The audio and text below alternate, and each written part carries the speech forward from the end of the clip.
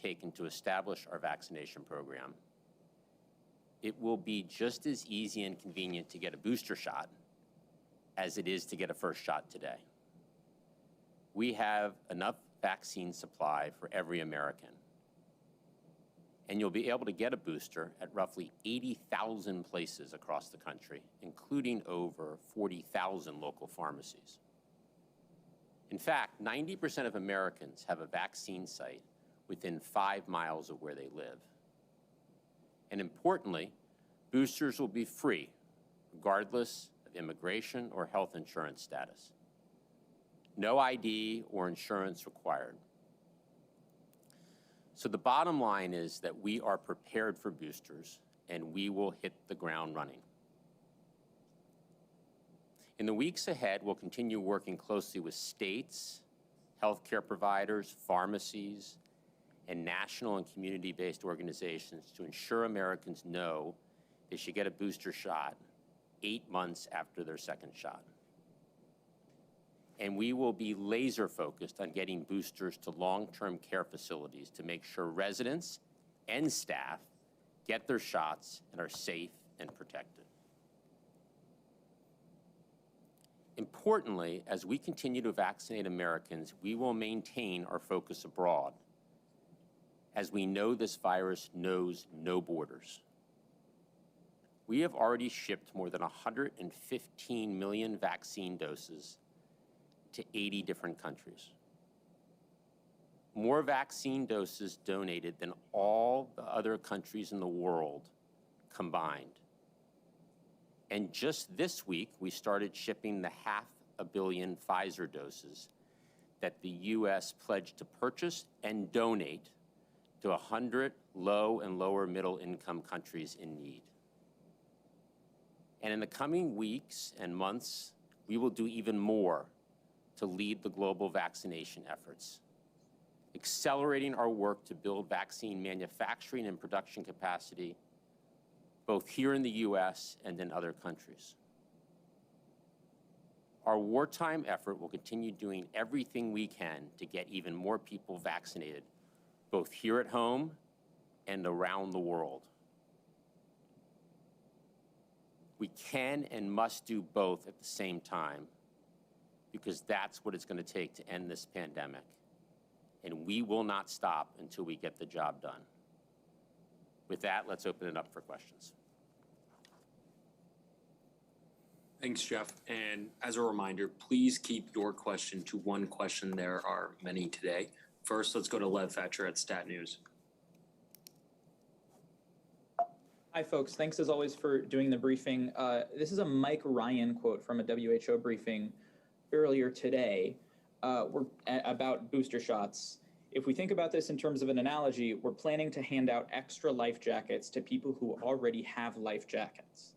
And I'm curious, I know you've emphasized, all of you, that this is a false choice, vaccinating Americans versus vaccinating the rest of the world, but could you explain how there isn't finite vaccine capacity and how booster shots for Americans does not at this moment come at the expense of first vaccine or second vaccine doses for folks elsewhere in the world? So let me go first, and then Dr. Murthy, if you want to add anything. Look, to end this pandemic, we have to protect the American people, and we have to continue to do more and more to vaccinate the world. Both are critical, and we're already proving that we can protect our own people here at home as we help others. Just to give you some data here, in the months of June and July, the U.S. administered 50 million shots here in the United States, and we shipped more than 100 million to other countries. As I said, the 115 million doses that we've already donated is more than all the other countries combined. And during the coming months, when we talk about booster shots, we expect to give about 100 million boosters in the United States. And at the same time, we will be donating more than 200 million, twice that number, additional doses to other countries, on our way to donating more than 600 million vaccines. So We are continuing to serve, as the president has said, as an arsenal for vaccines for the world. And you'll see us do more and more. This builds on our support of the TRIPS waiver, our commitment to COVAX, where we are the largest contributor, the Quad partnership, which we helped to establish, which is on track to produce at least 1 billion doses of COVID vaccine in India for the Asia region by the end of 2022, and our work to support vaccine manufacturing in Africa by providing financing to a South African business to bolster manufacturing capacity to produce more than 500 million doses. And we're just going to keep going and going and going.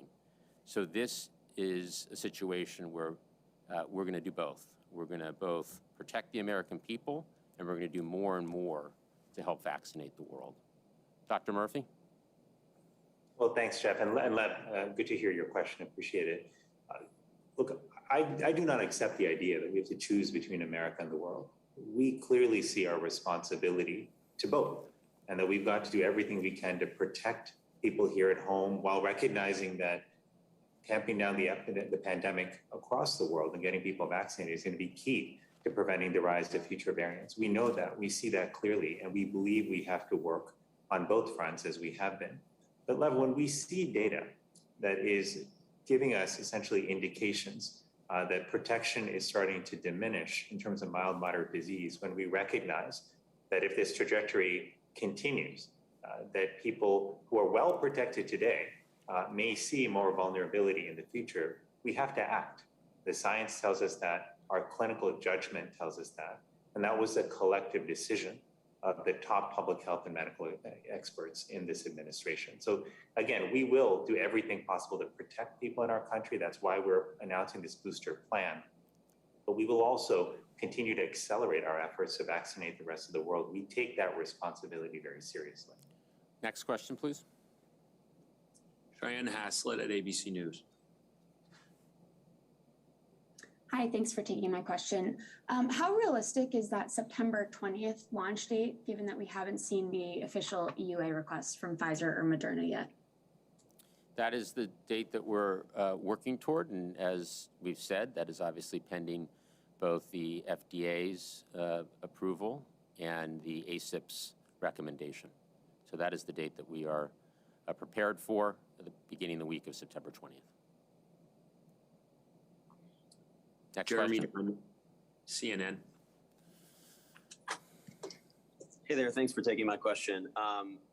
First of all, why did you guys decide not to limit this to older and more at-risk Americans and simply say that all vaccinated people will need a booster shot after 8 months? And secondly, you say in this statement that the protection against severe disease, hospitalization, and death could diminish.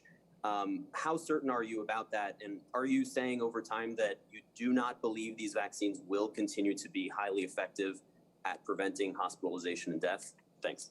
Let's start with you, Dr. Murphy. Well, thanks, Jeremy, for that question. Look, first I would say that when we look at the data, we see a reduction in protection against mild to moderate disease across age groups. And that was an important part of why we made this recommendation for all adults. We want to protect all adults in our country from the worst effects of COVID-19. But our plan does prioritize the most vulnerable. If you look at how we began vaccinating people, Jeremy, over at the beginning of the vaccination effort, we prioritized healthcare workers, long-term care facility residents, and the elderly. And those are exactly the same populations that we will be starting with. So we do prioritize the most vulnerable. We think that's going to be essential, in our goal to ultimately to protect the country and save the most lives. Next question. Alice Park at Time.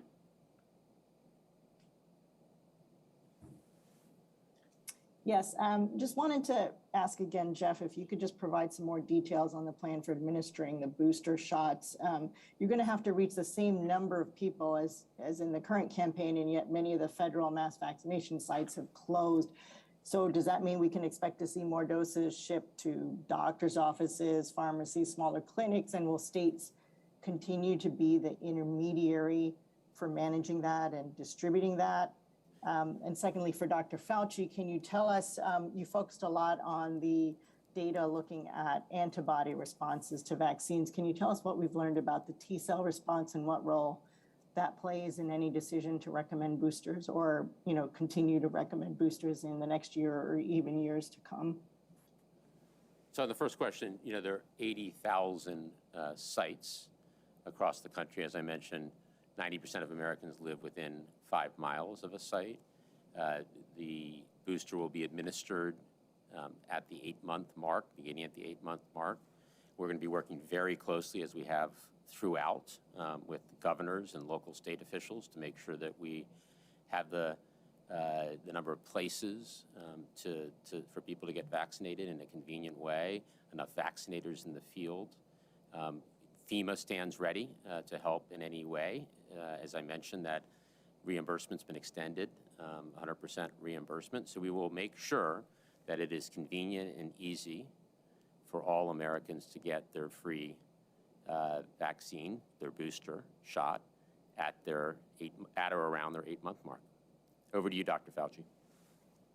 Yeah, thank you for that question, Alice. There, no doubt T cells will play a role, very likely in not preventing initial infection, but in the progression of disease in the situation that T cells usually do in eliminating or blocking against infected cells.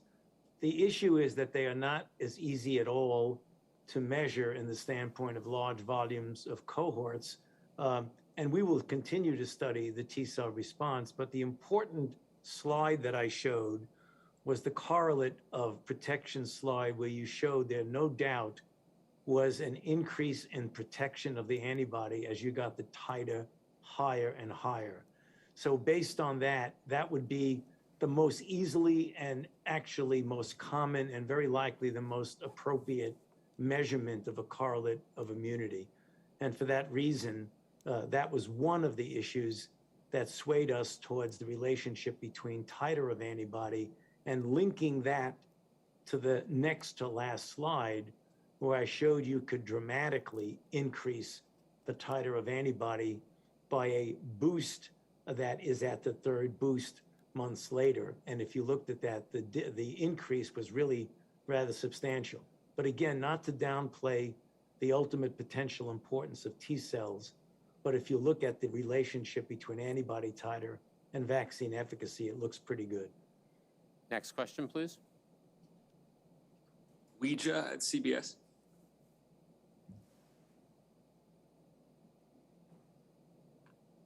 Hi, thanks so much for taking my question. If it sounds like effectiveness begins to wane sooner than 8 months, and please correct me if I'm wrong. So if the supply is not an issue, can you walk us through the science of how you landed on 8 months? Please, thanks. Why don't we start with you, Dr. Murthy, and then Dr. Walensky or Dr. Fauci, if you have anything to add. Sure. So thank you, Ouija, for that question. So let me talk you through how we were looking at this. We did see that around the 6-month mark in the data, you start to see increases in mild to moderate infection. But we know that the most important purpose of the vaccine is to keep us out of the hospital and to save our life. It's to prevent against hospitalizations and death. And fortunately, we are seeing that still holding at a high level, which is good news. But our anticipation is that if the trajectory that we are seeing continues, that we will likely see in the future a increase in breakthrough hospitalizations and breakthrough deaths. And that's why we used our judgment, Ouija, to make a determination of when that point may be. And that's how we came to the 8-month mark. I want to be clear, though, there's nothing magical about this number. Could it have been 1 week earlier, 1 week later? This is where judgment comes in. And it's why we put so much time and thought into this decision, why we pulled the best public health and medical minds from together around the department to look at the data, to discuss it a number of times, and then ultimately to come to that determination. And lastly, let me just say this, Ouija. We have said over the last several months that we are looking at the data closely, and when we see a signal, that we will let the public know and tell them what our plan is. And that's exactly what we're doing today. We put the best minds together in administration. We looked at the best data that we had. We saw a signal. And now we are sharing our assessment with the public with a plan for how to make sure that the protection people still have today from the vaccine will continue in the future. And maybe if I might, Jeff, just add, another piece of data that we've been looking at is our international colleagues who are ahead of us, both in the Delta surge, as well as have vaccinated a few weeks ahead of us in terms of large portions of their population that have been vaccinated. And data we're seeing from our international colleagues, specifically and especially Israel, have demonstrated a worsening of infections amongst vaccinated people over time. And so we remain concerned about that as we see in the context of Delta variant, some breakthroughs that are occurring and decreased vaccine effectiveness that is occurring in the context of infection. We are watching other countries, the experience of other countries carefully, and concerned that we too will see what Israel is seeing, which is worsening infections over time. Yeah, and Jeff, one other thing, it has been such a almost reproducible phenomenon with COVID-19. If you wait for something bad to happen before you respond to it, you find yourselves, you're considerably behind your real full capability of being response. So as Vivek said in the introduction, you want to stay ahead of the virus. And if you look at the indications that we've had, including with what Dr. Walensky just mentioned, you don't want to find yourself behind playing catch up. Better stay ahead of it than chasing after it. Next question, please. Felicia Schwartz at the Wall Street Journal. Hi, thanks. What will it mean to be fully vaccinated once people are eligible for boosters? Will it be 3 shots or 2 shots? Dr. Murphy? Well, so on that question right now, I think what's very important for people to know is that if you've gotten both shots of your mRNA vaccine, you are fully vaccinated right now. You have a high degree of protection against the worst outcomes of COVID-19. But our recommendation down the line, again, pending the advice and the review of the FDA and ACIP, the Advisory Community Immunization Practices, is that we believe that that third dose will ultimately be needed to provide the fullest and continual extent of protection that we think people need from the virus. Next question. Josh Wingrove, Bloomberg. Hi there. Dr. Walensky, you addressed this earlier a little bit, but I'd like you to expand on what has changed. I mean, 5 days ago, with the decision on immunocompromised people, for whom this is a pretty different scenario. Those are people who didn't have great protection in the first place, as opposed to having waning protection.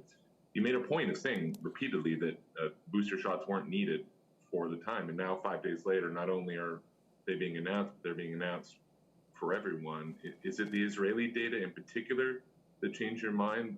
Why the change of position over 5 days? And can you also clarify, Dr. Murphy said this is only adults. Pfizer was EUA'd for 16 plus in December, so we're not that far away from 16 and 17-year-olds being eligible. Should they get a booster when they are at 8 months, or should they not get a booster when they are at 8 months? Thank you.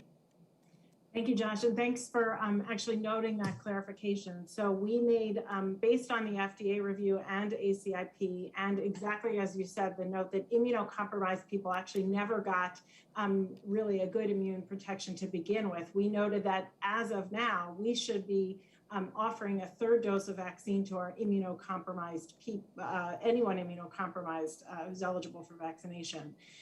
However, what we've seen over the data that really has been analyzed over the last week or two from data through July, because it was important to really understand the impact of the Delta variant here, we are starting to see waning immunity with regard to symptomatic infection, not severe infection, but symptomatic infection. So we're staying ahead of this virus.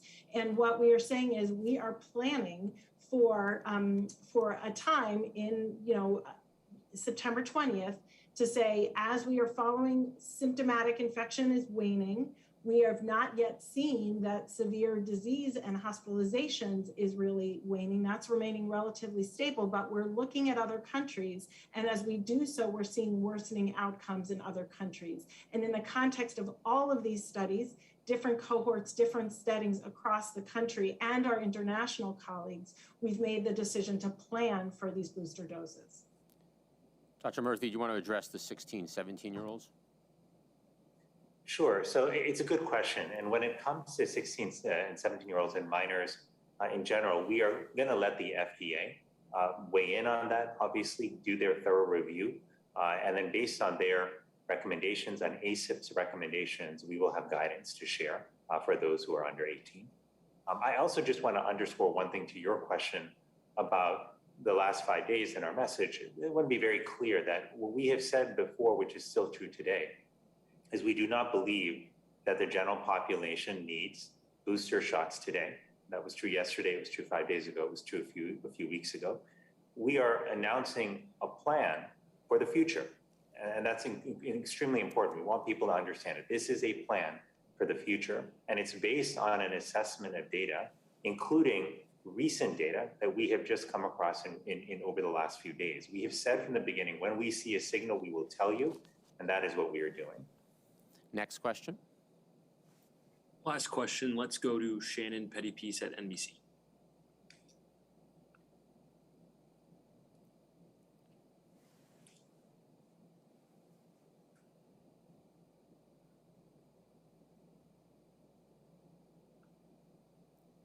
Kevin, we're not hearing a question. We are not.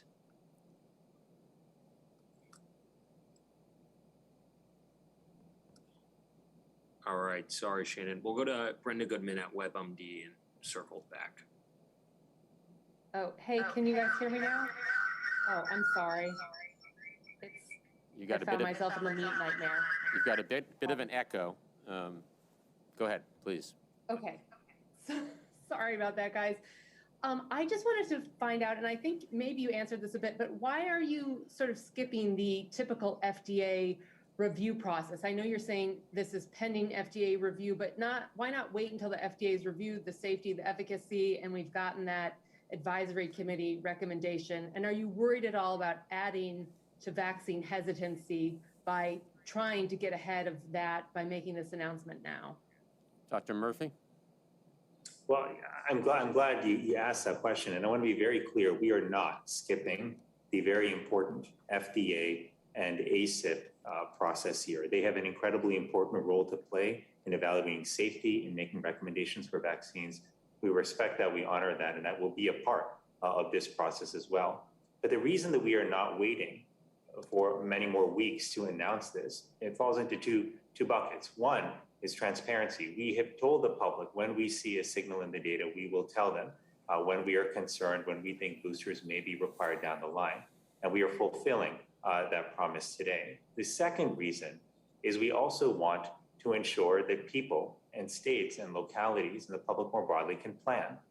You can't turn on a booster effort with the flip of a switch. We have to lay the groundwork. We've got to make sure people understand this, that we communicate often about it. So when we were ready to go and start offering boosters, everybody understands what has to be done and who needs to be boosted. And that is why we are announcing this plan in advance today. So maybe I'll just add that we are very much following what ACIP provided, because they initially advised us on who should be getting vaccinated first, and it is those people who will be the long-term care facilities, healthcare workers, vulnerable populations. It is those people who will be first eligible again. Okay, so why don't we take the last question, Kevin? All right, Brenda. Thanks. I just have a question, a little bit to do with the rationale here. So do you have any evidence from the US or from other countries that waning immunity is playing a role in transmission of Delta because it's so highly contagious? Do you anticipate that boosters will help to slow the spread? Dr. Fauci, you want to go first there? Yeah, thank you, Jeff, and thank you for that question. Transmissibility is a bit more tricky than looking at a clinical phenomenon such as infection, seriousness of disease, and hospitalization.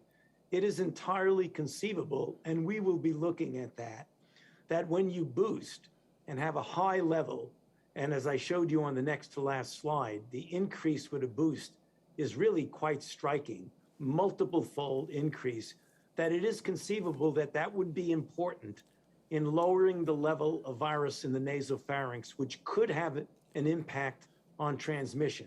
I certainly hope that's the case. If it is, then you could really get multiple benefits from doing this. You can get benefits for disease, severity of disease, and then ultimately infection and transmission. But the bottom line, with full transparency, we don't know that right now. Well, we appreciate all the good questions, and we look forward to the next briefing. Thank you.